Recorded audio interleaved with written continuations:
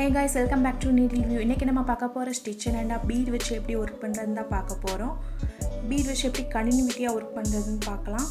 இது போல பெரிய டிசைனா டிரா பண்ணிக்கோங்க. அப்பதான் sugar bead ஈஸி ஃப்ளோவா வரும். எல்லா சைடும் மூவ் பண்ணி போடும்போது நல்லா sugar bead-ஐ எப்படி ஹேண்டில் பண்ண முடியும் அப்படினு லேர்ன் பண்ணிக்க முடியும் இந்த ஸ்டிட்ச்ல.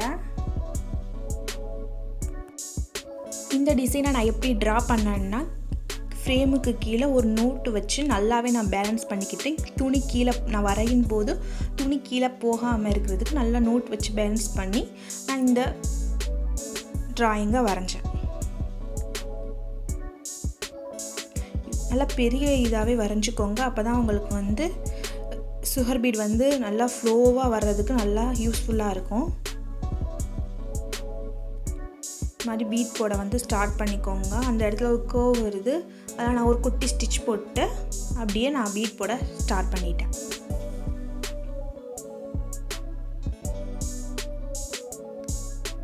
இந்த மாதிரி நீங்கள் பெரிய டிசைனில் வரைஞ்சாதான் உங்களுக்கு ஈஸியாகவே நல்லாவே வரும். சுகர் பீட் நல்லா உங்களுக்கு ஸ்பீட் கிடைக்கும். இந்த மாதிரி நீங்கள் ப்ராக்டிஸ் பண்ணிங்கன்னா உங்களுக்கு நல்ல ஸ்பீட் கிடைக்கும். நீங்கள் ஒரு டிசைன் முடிஞ்சிட்டு அந்த இடத்துல நூலை கட் பண்ணிவிட்டு மறுகா இது பண்ணணுன்ற தேவையில்லை. அங்கேருந்து நம்ம ஒரு நாட் போட்டு அங்கேருந்தே நம்ம கண்டினியூஸாக த்ரெட் எடுத்துக்கலாம். சிங்கிள் பீடாகவே ஸ்டிச் போடுங்க. அப்போ தான் உங்களுக்கு சுகர் பீடுடைய ஸ்பீட் ரொம்ப அதிகமாகவே கிடைக்கும். இந்த மாதிரி நீங்கள் பெரிய டிசைன்லாம் இது பண்ணாமல் போய் ப்ளவுஸில் இது பண்ணிங்கன்னா உங்களுக்கு கொஞ்சம் டஃப்பாயிரும். இந்த மாதிரி பண்ணிங்கன்னா உங்களுக்கு என்னென்ன பிரச்சனைன்னு உங்களால் இது சரி பண்ணிக்க முடியும்.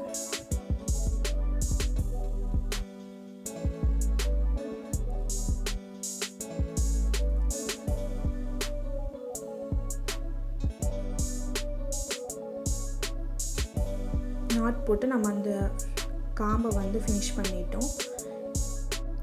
நான் பீடுக்குள்ளே இருந்து தான் த்ரெட் எடுக்கிறேன். அப்போ தான் பார்க்குறதுக்கு கண்டினியூவாக வர்ற மாதிரி இருக்கும்.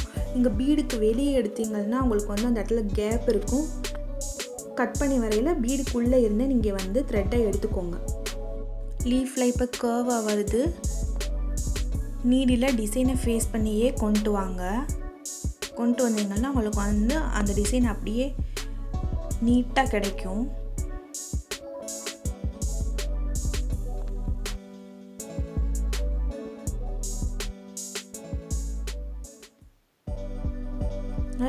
நெருக்கமாக போடுங்க. அப்போ தான் பார்க்குறதுக்கு நீட்டாக இருக்கும்.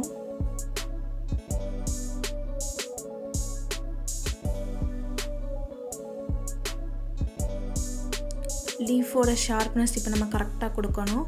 டிசைனுக்கு எக்ஸஸாக ஒரு பீட் வச்சு ஒரு குட்டி லாக் போட்டு நீங்கள் கொடுத்தீங்கன்னா உங்களுக்கு அந்த ஷார்ப்னஸ் நல்லாவே கிடைக்கும்.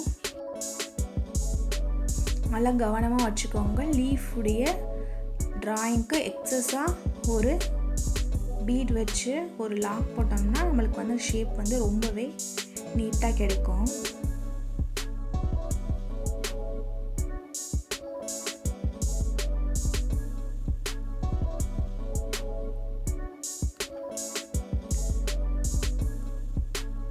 இந்த மாதிரி பெரிய டிசைனில் போடும்போது உங்களுக்கு எல்லா பக்கமுமே நீடில் கொண்டு போகிற மாதிரி இருக்கும். நீடில், த்ரெட்டு, பீடு எல்லாத்தையுமே நம்ம ஹேண்டில் பண்ணுறதுக்கு ரொம்பவே யூஸ்ஃபுல்லாக இருக்கும்.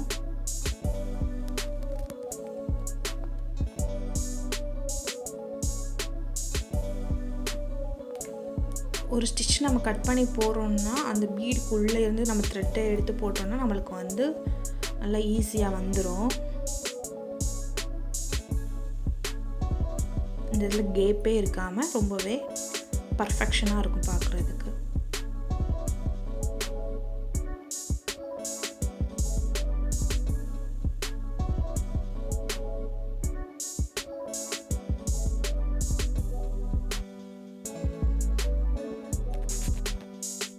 சிங்கிள் பீடாக போட்டால் தான் ஷார்ப்னஸ் கர்வாக வர்றது நீட்டாக இருக்கும். டிசைன் பார்க்குறதுக்கும் லுக்காக இருக்கும்.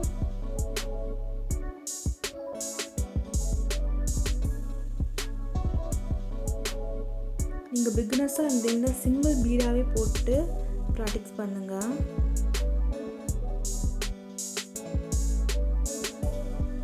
உங்களுக்கு வந்து பீட் ஒர்க் வந்து ப்ளவுஸில் போடையில் ரொம்பவே ஈஸியாக இருக்கும்.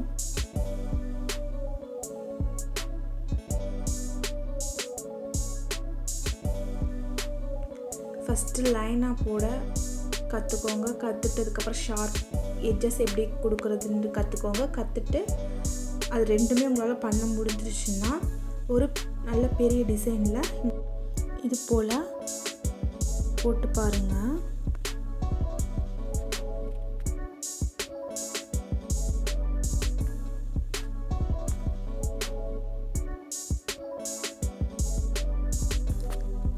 அங்கேருந்து நான் கண்டினியூ பண்ணுறேன். கட் பண்ணாமல் அதை அப்படியே கண்டினியூவாக அந்த லீஃப்க்கு நான் கொண்டு வந்துட்டேன்.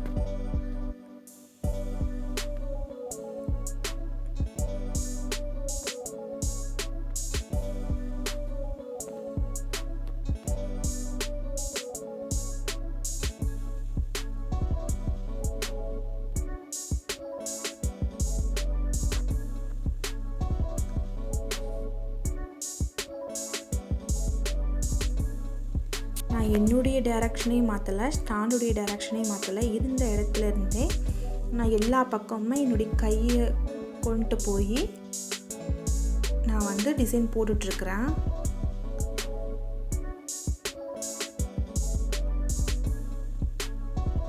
நீங்கள் டைரக்ஷன் மாற்றாமல் போட்டு பழகணும். அப்போ தான் உங்களுக்கு வந்து ஈஸியாக இருக்கும். ஆரி கார்ட்லாம் ஒர்க் பண்ணும்போது நம்மளால் வந்து டைரக்ஷன் மாற்ற முடியாது.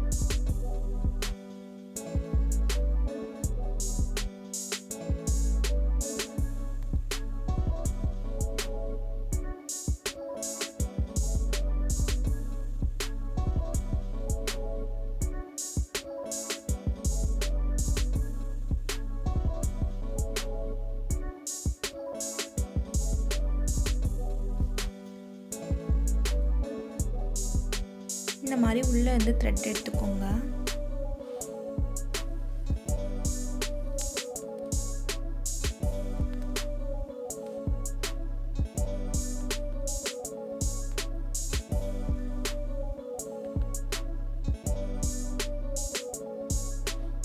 இந்த வீடியோ உங்களுக்கு பிடிச்சிருந்துச்சுன்னா லைக் பண்ணுங்கள்.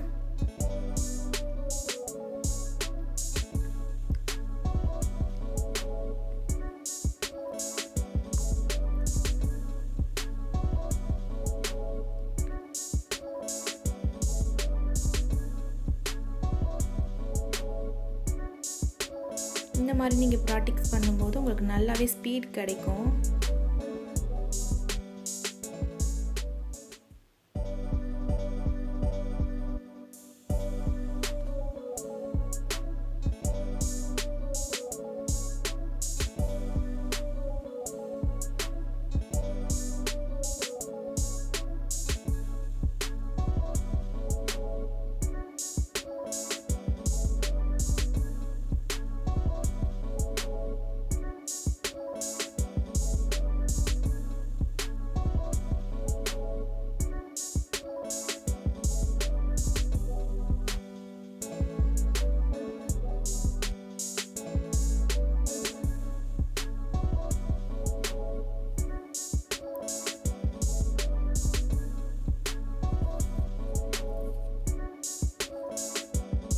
இது போல் நீங்கள் ட்ரை பண்ணாமல் ஸ்ட்ரைட்டாக ப்ளவுஸில் போடும்போது உங்களுக்கு ரொம்பவே டஃப் ஆயிரும்.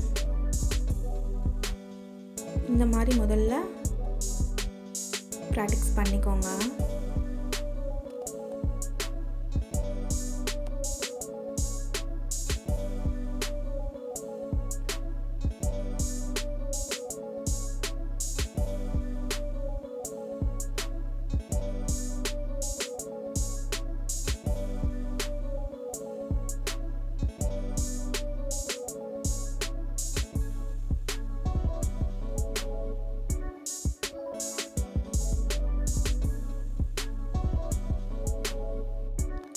நான் அவுட்லைன் மட்டும்தான் கொடுத்துருக்கிறேன். நீங்கள் வந்து உள்ளக்கையும் போட்டிங்கன்னா உங்களுக்கு வந்து பீட் வந்து ஹேண்டில் பண்ணுறதுக்கு ரொம்பவே யூஸ்ஃபுல்லாக இருக்கும்.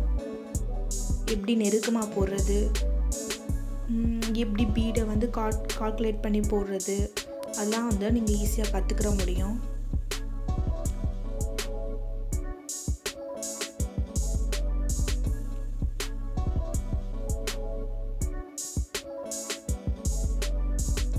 சில இடத்துல பீட் நம்ம போடும்போது அந்த இடத்துல ஒரு பீட் போட முடியாமல் கேப் வர்ற மாதிரி இருக்கும். நீங்கள் வந்து 3-4 பீடை வந்து திரும்ப எடுத்துகிட்டு கொஞ்சம் கேப் விட்டு வந்து கம்ப்ளீட் பண்ணணும். இந்த மாதிரி டிசைன்லாம் நீங்கள் போட்டு பார்த்தீங்கன்னா நீங்களாகவே அதை வந்து ஈஸியாகவே புரிஞ்சுக்க முடியும்.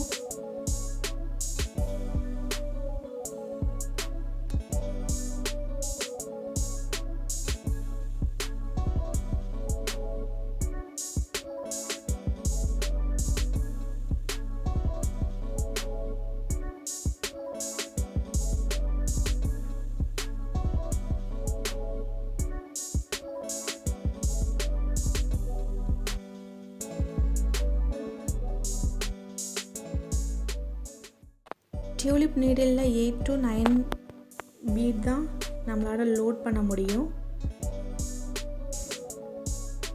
இந்த மாதிரி நீடிலில் வந்து நம்ம வந்து நல்லாவே லோட் பண்ணிக்கிடலாம். ஆனால் இந்த நீடில் வந்து ரொம்பவே ஃப்ளெக்சிபிளாக இருக்கும். பிக்னஸுக்கு இந்த நீடில் வச்சு போடுறது கொஞ்சம் டஃப்பாக இருக்கும். நீங்கள் டியூலிப்லேயே போட்டுக்கோங்க. டியூலிப் நீடில் வந்து வளையாமல் இருக்கிறதுனால உங்களுக்கு வந்து அதான் ரொம்ப யூஸ்ஃபுல்லாக இருக்கும். பிக்னஸ்க்கு யூஸ்ஃபுல்லாக இருக்கும்.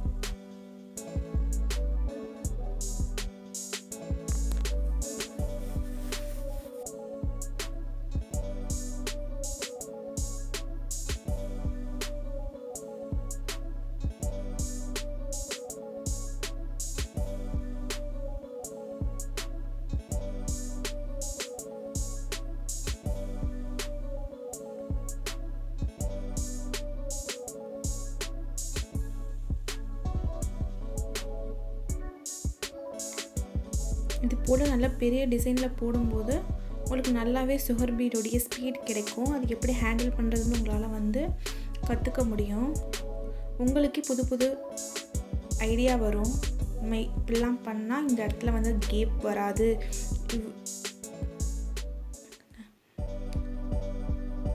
அப்படின்னு நெய்மாவே கற்றுக்க முடியும். ஒரு பெரிய டிசைன் போட்டு நீங்கள் வந்து ஃபஸ்ட்டு கற்றுக்கோங்க. ப்ளவுஸில் டைரெக்டாக போடையில் வந்து நம்மளுக்கு வந்து டென்ஷன் ஆயிரும். ஐயோ நம்ம வந்து வேஸ்ட்டாக போயிடுமே அப்படின்னு சொல்லிட்டு இந்த மாதிரி நீங்கள் போடையில் வந்து உங்களால் வந்து குட்டி குட்டி விஷயம் நேமாகவே வந்து ஈஸியாகவே கற்றுக்க முடியும்.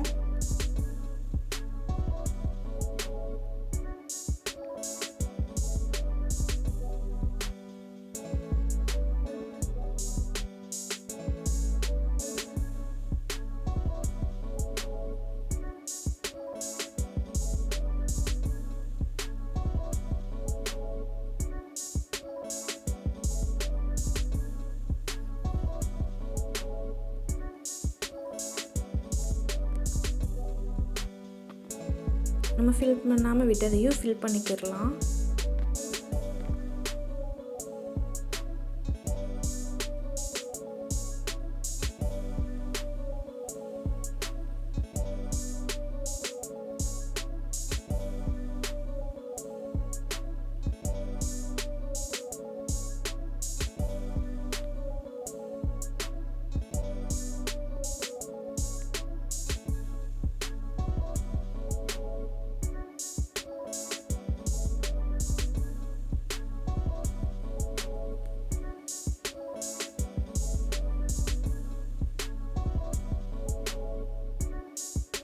இந்த வீடியோ உங்களுக்கு பிடிச்சிருந்துச்சுன்னா லைக் பண்ணுங்கள், ஷேர் பண்ணுங்கள், சப்ஸ்கிரைப் பண்ணுங்கள், மறக்காம பெல் ஐக்கானை கிளிக் பண்ணுங்கள். அப்போ தான் நான் போடுற வீடியோவுக்கு நோட்டிஃபிகேஷன் உங்களுக்கு வரும்.